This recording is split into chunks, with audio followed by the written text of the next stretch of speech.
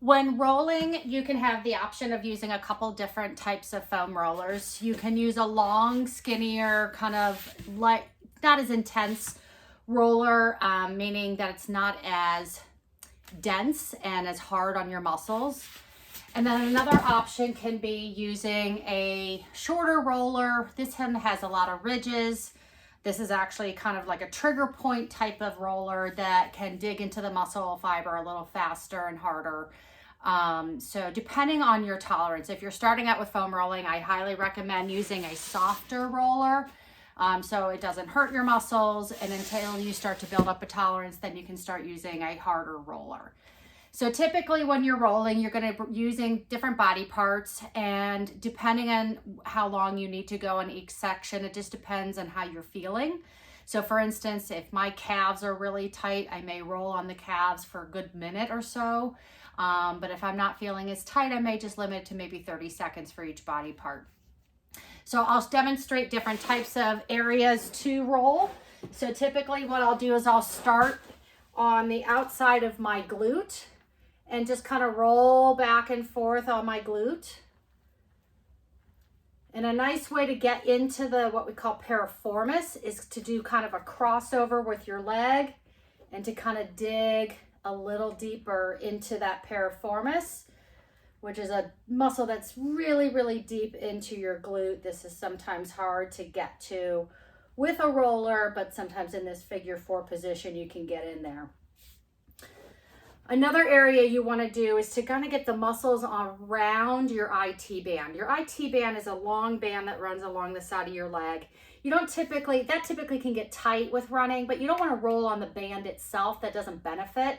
So you want to roll around the top part of the band of your quad and on the other side of the band. So kind of all along this section here.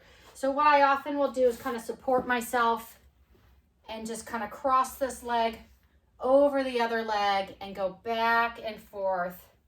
And I can even feel this a little bit into my hamstring, a little bit into my glute.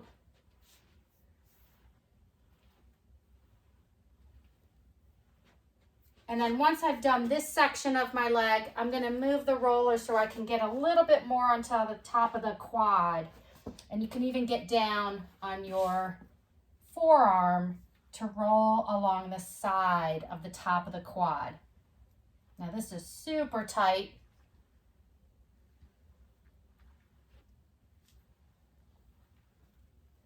So once you've done that, you want to get your hamstring. Now, the roller is not great for the hamstring. The hamstring is a hard muscle to get with the roller.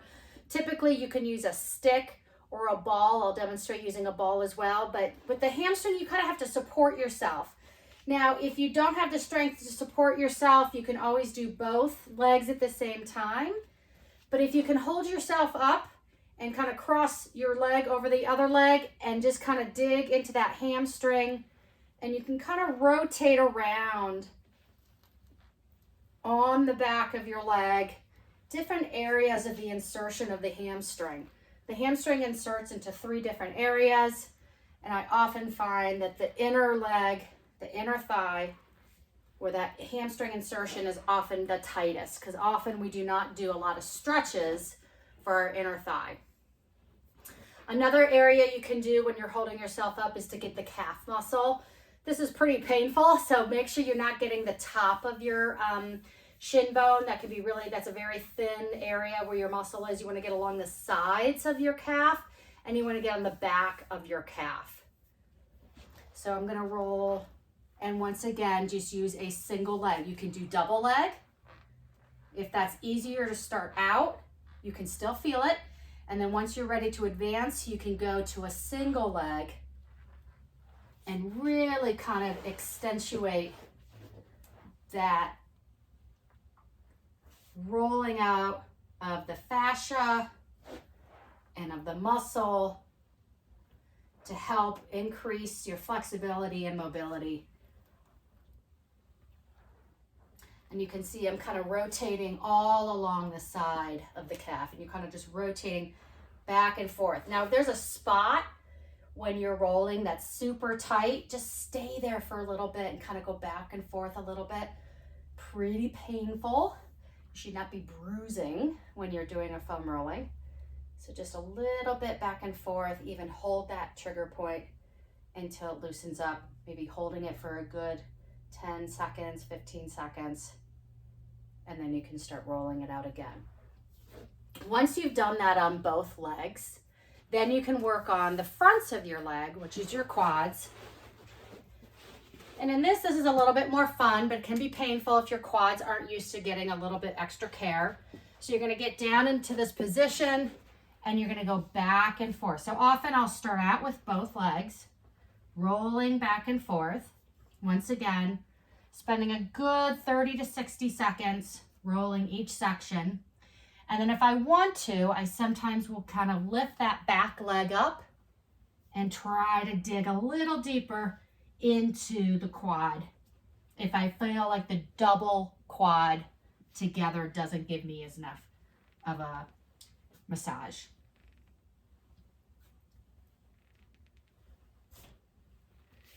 Now, a section that's really hard to get with the roller is your inner thigh.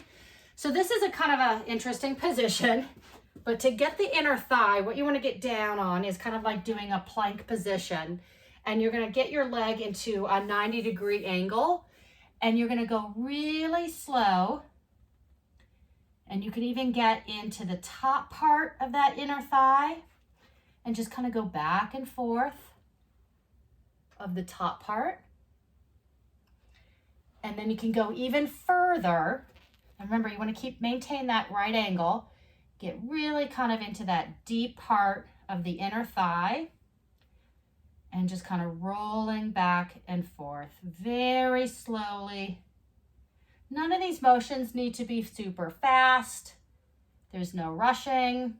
You want to really enjoy trying to take your time doing this and kind of getting into the top part, or you can go slowly the whole section of that. So that's using the whole leg. You're using the quad, the hamstring, the calf muscle. You're getting along the side of the IT band, but not directly on the IT band. We don't want to cause any inflammation. And we're getting into our glute and especially trying to get into that piriformis area. Finally, what I often find with runners is that we are often very tight in our upper body, whether that's by doing upper body exercises or the way we hold our shoulders when we're running. We're kind of hunched over sometimes. So using the roller for your back, upper back, is great. So often when we want to do this is support our head. So be in this position and just kind of rolling back and forth in the upper part of your shoulders. You don't want to go all the way down to where your kidneys are back here, okay? So we want to stop and make sure this is more of just upper back. Just kind of rolling back and forth, really helping to loosen up the scapula, the upper back area, the shoulders. And then a final section, what I like to do with the foam roller is to kind of get a little bit of a neck massage. So I may just put the foam roller underneath my neck and just go back and forth very slowly to help loosen up those neck muscles. Very slowly.